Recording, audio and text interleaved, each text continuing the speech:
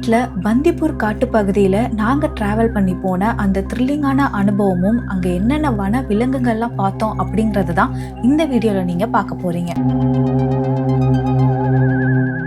இந்த video first பார்க்குறவங்க இதுக்கு முன்னாடி மேட்டூர்ல இருந்து பந்திப்பூர் வரைக்கும் வந்த வழி எப்படி இருந்தது அப்படிங்கிறத போட்டிருப்பேன். அதுக்கப்புறம் மலைமாதேஸ்வரன் கோயிலுக்கு போனதை பத்தியும் போட்டிருப்பேன். ஸோ அதை பார்க்காதவங்க கண்டிப்பா போய் பாருங்க. ஏன்னா இது ஊட்டி அட்வென்ச்சர் சீரீஸோட தொடர் வீடியோ. ஸோ இந்த வீடியோவில் நைட்ல பந்திப்பூர்ல டிராவல் பண்ணதை பத்தி தான் பார்க்க போறோம். ஸோ கடைசி வரைக்கும் வீடியோவை ஸ்கிப் பண்ணாம பாருங்க. So this is Hema and welcome back to my channel.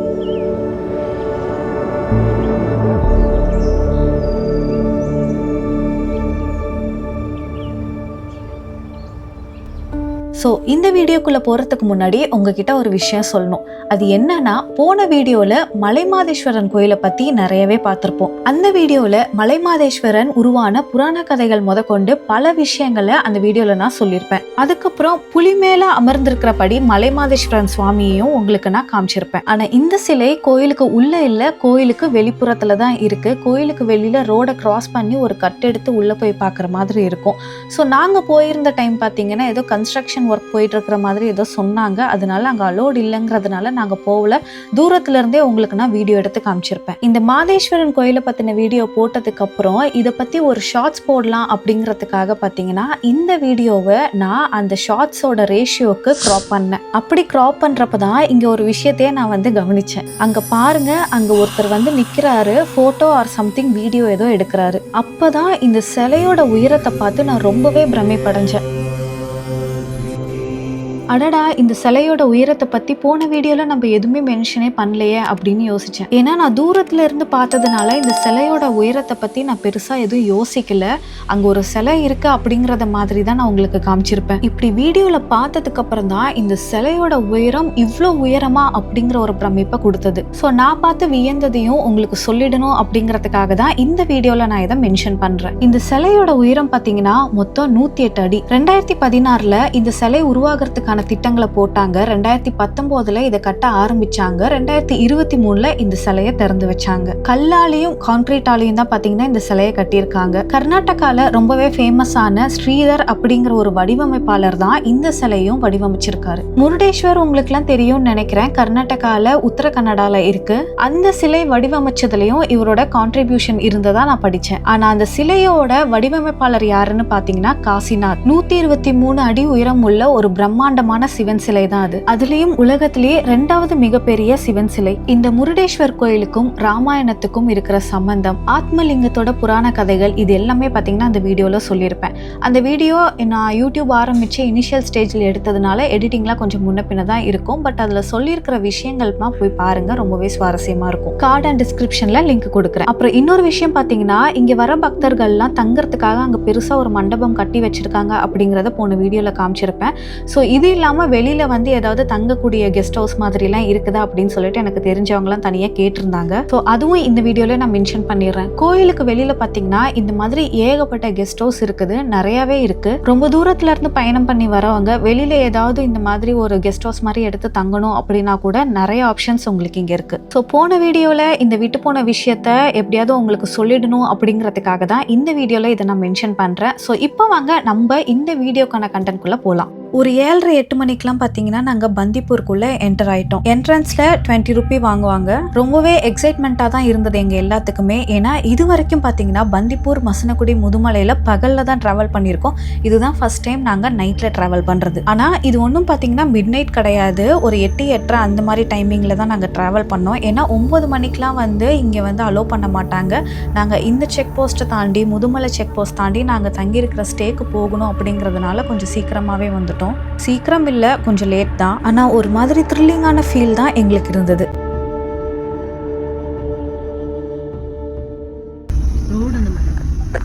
Animals கிடைச்சா நல்லா இருக்கும். ஆமாடா, பந்திப்பூர் வந்துட்டோம்.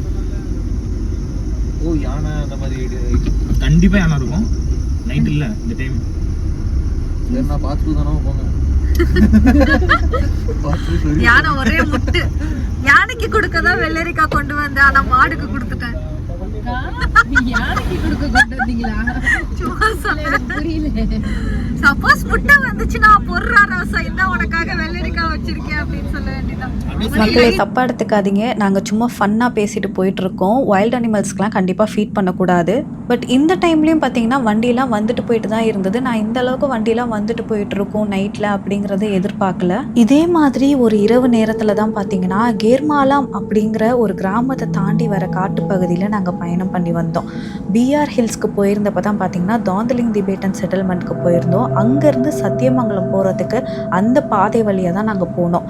ஆனால் அது ரொம்பவே பயங்கரமாக இருந்தது. அவ்வளோ அட்வென்ச்சராக த்ரில்லிங்கான ரூட்டு தான் அது. அந்த பாதையில் அதிகமாக பயணம் பண்ணி போகிறவங்களுக்கு தெரியும், அந்த பாதையில் யானை, சிறுத்தை, முக்கியமாக கருஞ்சிறுத்தையெல்லாம் அதிகமாக இருக்கும்னு. ஆனால் நாங்கள் பயணம் பண்ணி போனப்போ எந்த வைல்ட் அனிமல்ஸும் பார்க்கல. பட் அந்த ட்ராவல் ரொம்பவே த்ரில்லிங்காக இருந்தது. அந்த ரூட்டில் ட்ராவல் பண்ணதை பற்றியும் பார்த்தீங்கன்னா நான் வீடியோ போட்டிருக்கேன். அது நாங்கள் பிஆர் ஹில்ஸ்க்கு போனதோடைய ஒரு தொடர் வீடியோ தான். ஸோ அதோட லிங்க் பிளேலிஸ்ட்டும் வந்து நான் கீழே டிஸ்கிரிப்ஷனில் கொடுக்குறேன். கண்டிப்பாக போய் செக் பண்ணி பாருங்கள். ரொம்பவே ஒரு டிஃப்ரெண்ட்டான ஒரு ஃபீல் இருக்கும் அந்த வீடியோஸில். இந்த ரூட்டில் வண்டிகள்லாம் வந்துட்டு போயிட்டு இருந்தாலும் எங்களுக்கு எக்ஸைட்மெண்ட் மட்டும் நிறையாவே இருந்தது. எப்படியாவது வைல்ட் அனிமல்ஸை பார்த்துருவோன்னு. ஸோ நீங்களும் தொடர்ந்து பாருங்கள்.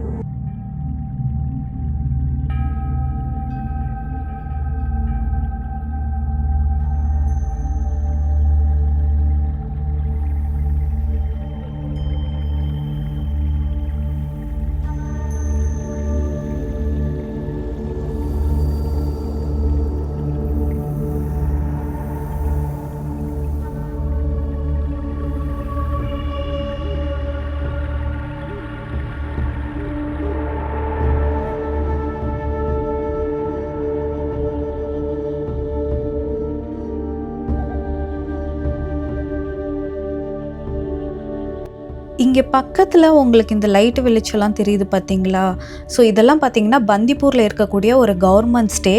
இந்த ஸ்டேயில் தங்கணும் தாங்க நான் ரொம்பவே ஆசைப்பட்டேன். ஏன்னா இந்த இடத்துல வந்து தங்கினா சிறுத்தைகளை வந்து நிறையா பார்க்கலாம். என்னடா இது மெயின் ரோட்டில் தானே இருக்குது அப்படின்னு பார்க்காதீங்க.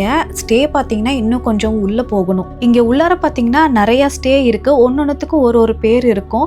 ஸோ எல்லாமே பார்த்தீங்கன்னா புக்காக இருந்தது. அப்போ தான் யோசித்தேன், என்னடா நம்ம தான் காடு மலைன்னு தெரிஞ்சிட்டு இருக்கோன்னா ஊரே அப்படி தான் இருக்கிறாங்க போல இருக்குது அப்படின்னு. பட் கண்டிப்பாக ஒரு தடவை இந்த ஸ்டேயில் போய் தங்கி நான் உங்களுக்கு வீடியோ எடுத்து போடுறேன் அந்த எக்ஸ்பீரியன்ஸ் எப்படி இருந்ததுன்னு. இங்கே மங்கலான்னு ஒரு கிராமத்தோட பேர் போட்டிருக்கு பார்த்தீங்களா இந்த போர்டில். ஸோ இதுவும் பார்த்தீங்கன்னா நான் அந்த காம்ச்செல்ல ஸ்டே அதுக்குள்ளே பூந்து உள்ள நல்ல டீப்பான கிராமத்துக்கு போகிறது தான். ஸோ இந்த கிராமத்துக்கும் போகிறதுக்கும் பார்த்திங்கன்னா அதுதான் வழி. அங்கே நம்ம ஸ்டே எடுத்தால் தான் இந்த கிராமத்துக்கு கூட போக முடியுங்கிற மாதிரி தான் கேள்விப்பட்டேன். எனக்கு சரியாக தெரியல. அந்த பகுதியில் சிறுத்தைகளை அதிகமாக பார்க்கலாம். நான் கொஞ்சம் இந்த கன்னடம் சைடில் இருக்கக்கூடிய யூடியூப் சேனல்ஸ்லாம் பார்ப்பேன். நிறைய பேர் அந்த இடத்துல போய் தங்கி ஸ்டே பண்ணி நிறைய சிறுத்தையோட வீடியோலாம் போட்டிருந்துருக்காங்க.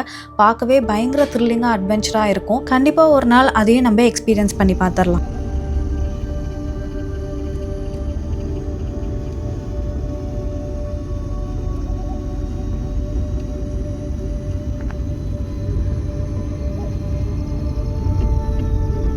ஸோ இப்படி ரொம்ப எக்ஸைட்மெண்ட்டோடு வந்த எங்களுக்கு கிடைச்ச காட்சி தான் பார்த்தீங்கன்னா இது.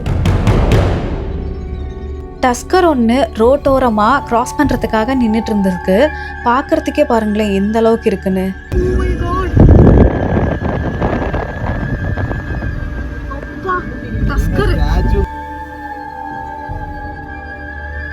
நாங்கள் மொத்தம் 11 பேர் 2 காரில் பார்த்தீங்கன்னா பயணம் பண்ணி வரோம். எங்களுக்கு அதிகமாக வந்து காட்டுப்பகுதியில் ட்ராவல் பண்ண அனுபவம் இருக்குது. பட் இன்னொரு காரில் வரவங்களுக்கு வந்து அந்த அனுபவம் இல்லை. அதனால அவங்களுக்கு வந்து ஃபோனில் இந்த மாதிரி யானை இருக்குது அப்படிங்கிறத வந்து நாங்கள் இன்ஃபார்ம் பண்ணோம்.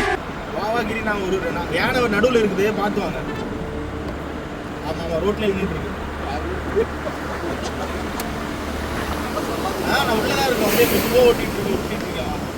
லெஃப்ட் சைடுல ஓரமா தான் நிக்குது. அப்படியே வந்து சொல்லுங்க. புரியல. சரி யூட்டன் போட்டு அவங்கள போய் கூட்டிகிட்டே வந்துடலாம் அப்படின்னு சொல்லிட்டு பார்த்தீங்கன்னா யூட்டன் போட்டதும் பார்த்தீங்கன்னா அங்கே ஓரமாக நின்றுட்டு இருந்த யானை வந்து நடந்து வர ஆரம்பிச்சிடுச்சு. சரி வெயிட் பண்ணலாமா, அது ரோடை க்ராஸ் பண்ணுமா இல்லை போகலாமா அப்படின்னு சொல்லிட்டு பார்த்தீங்கன்னா நாங்கள் யோசிச்சுட்டு இருந்தோம். யோசிச்சுட்டு இருக்கிறப்பே பார்த்தீங்கன்னா ஆப்போசிட்லேருந்து வண்டிங்கெல்லாம் வர ஆரம்பிச்சிடுச்சு. சரி ஓகே இங்கே வெயிட் பண்ண வேணாம், எப்படியும் வண்டி வந்துட்டு போயிட்டு தான் இருக்குது அப்படின்னு சொல்லிட்டு க்ராஸ் பண்ணிடலான்னு முடிவு எடுத்தோம். ஸோ யானையும் பார்த்தீங்கன்னா வண்டி வந்துட்டு போயிட்டு இருக்கிறதுனால அது நடந்து வந்துட்டு இருந்தது திரும்பவும் ஓரங்கட்டி ஓரமாக நின்றுக்குச்சு. ஸோ நாங்கள் எங்களோட இன்னொரு கார் இருக்கிற இடத்துக்கு போயிட்டோம். அவங்கள எங்களை ஃபாலோ பண்ணியே வர சொல்லிட்டோம். ஸோ வந்துட்டு இருக்கும்போது பார்த்தீங்கன்னா அங்கே நின்றுட்டு இருந்த அந்த யானை இன்னமும் அங்கேயே தான் நின்றுட்டு இருந்தது. இந்த மேட்டுக்கிட்ட தானே அங்கேயே தான் இருக்கான். பயந்துட்டு இருக்கான் போல இருக்கு. வண்டி கிராஸ் ஆயிட்டு கொஞ்சம் லைட் எடுத்து கடுப்பேத்துறாதீங்களா. சரி நிற்கலான்னு சொல்லிட்டு நாங்கள் வந்து நின்றுட்டோம். அது கொஞ்சமாவது கிராஸ் பண்ணட்டும் அப்படின்னு சொல்லிட்டு பார்த்திங்கன்னா நின்றுட்டோம். நாங்கள் நின்னா தான் எங்களுக்கு பின்னாடி வர வண்டிகளும் நிற்கும் அப்படிங்கிறதுக்காக நின்றுட்டோம். ஆனாலும் ஆப்போசிட்டில் வர வண்டிகள்லாம் பார்த்திங்கன்னா வந்துக்கிட்டே தான் இருந்தது. அதனால அதால் வந்து கிராஸ் பண்ணவே முடியல. சரி நம்ம நிற்கிறதும் வேஸ்ட்டு தான் அப்படின்னு சொல்லிட்டு கொஞ்சம் வண்டியை நாங்கள் முன்னாடி நகர்த்தினோம். நகர்த்துறப்ப பார்த்திங்கன்னா அது காலடி எடுத்து வச்சுது. நிறுத்திடலாமா? லைட்டே தெரிய மாட்டேங்குது. நாங்கள் ரொம்ப பக்கத்தில் வந்துட்டதுனால நிறுத்துறதுக்கு கொஞ்சம் யோசனையாக இருந்தது. அதனால பார்த்தீங்கன்னா அப்படியே வந்துட்டோம். ஒரு பக்கம் இந்த மாதிரி வைல்ட் அனிமல்ஸ்லாம் பார்க்கணுங்கிற எக்ஸைட்மெண்ட் இருந்தாலும் இன்னொரு பக்கம் அதை பார்க்குறப்ப கொஞ்சம் உள்ளுக்குள்ளே ஒரு பயம் இருக்க தான் செய்யுது. இன்னொரு பக்கம் என்னடா இவன் கிராஸ் பண்ணுறதுக்காக ரொம்ப நேரம் இங்கே நின்றுட்டு இருக்கானே, ஆனால் அவனால் கிராஸ் பண்ணவே முடியலையே அப்படிங்கிற மாதிரி இருந்தது. ஸோ இதுக்காக நாங்கள் வண்டியை நிறுத்தி பார்த்தோம். பட் ஆப்போசிட்டில் பார்த்தீங்கன்னா வண்டிலாம் வந்துட்டு போயிட்டு இருந்ததுனால நாங்கள் நிறுத்தினாலும் வேஸ்ட் அப்படின்னு சொல்லிட்டு தான் கிளம்பிட்டோம்.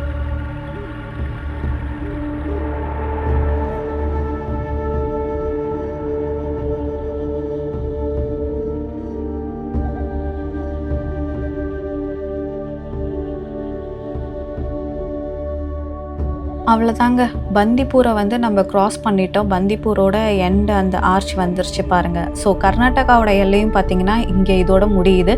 இதுக்கப்புறம் நம்ம தமிழ்நாடு எல்லைக்குள்ளே தான் போக போகிறோம். அதாவது முதுமலை ஃபாரஸ்ட்டுக்குள்ளே போக போகிறோம்.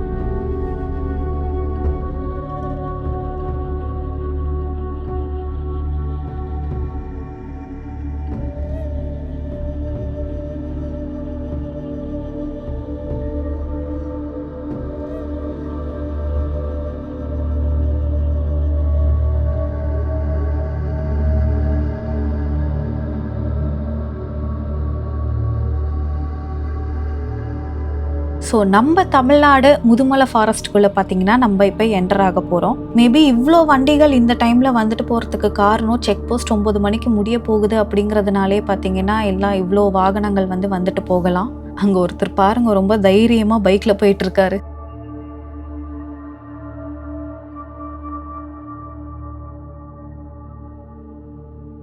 அப்புறம் யானையை பார்த்துட்டோம். என்னடா மான்களெல்லாம் பார்க்கவே இல்லையே ஒரு டைம் கூட அப்படின்னு நினச்சிக்கிட்டே வந்துட்டு இருக்கப்ப தான் பார்த்தீங்கன்னா முதுமலையில் அங்கங்கே 1-2 மான்கள் போயிட்டு இருந்தது. அதை நாங்கள் பார்த்தோம்.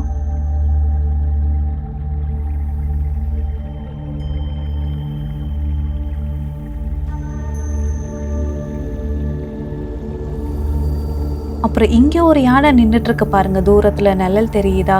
இது காட்டு யானையா வளர்ப்பு யானையான்னு எனக்கு சரியாக தெரியல. ஏன்னா பார்த்தீங்கன்னா இது நான் வளர்ப்பு யானை அப்படின்னு தான் நினைக்கிறேன். நாங்கள் கிட்டத்தட்ட தெப்பக்காட்டுக்கு பக்கத்தில் வந்துட்டோம். ஸோ மேபி வளர்ப்பு யானையாக கூட இருக்கலாம்.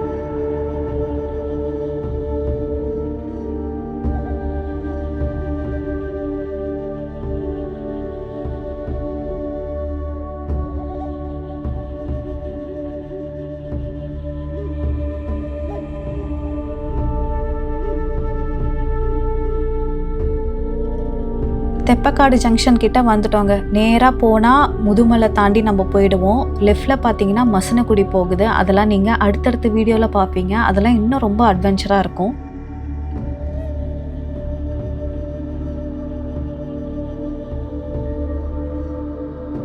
அப்புறம் போக போக இந்த மாதிரி கூட்டம் கூட்டமாக மான்களை பார்த்துக்கிட்டே போனோம்.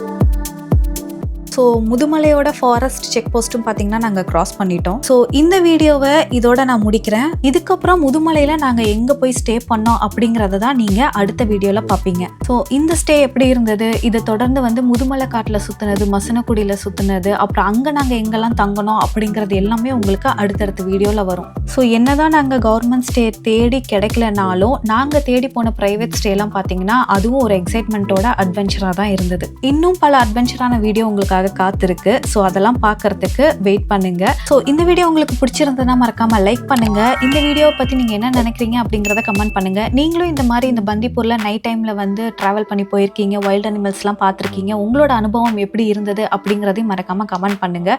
ஸோ நான் உங்களை நெக்ஸ்ட் வீடியோவில் சந்திக்கிறேன். until then signing off, Hema. மறக்காம சப்ஸ்கிரைப் பண்ணிடுங்க.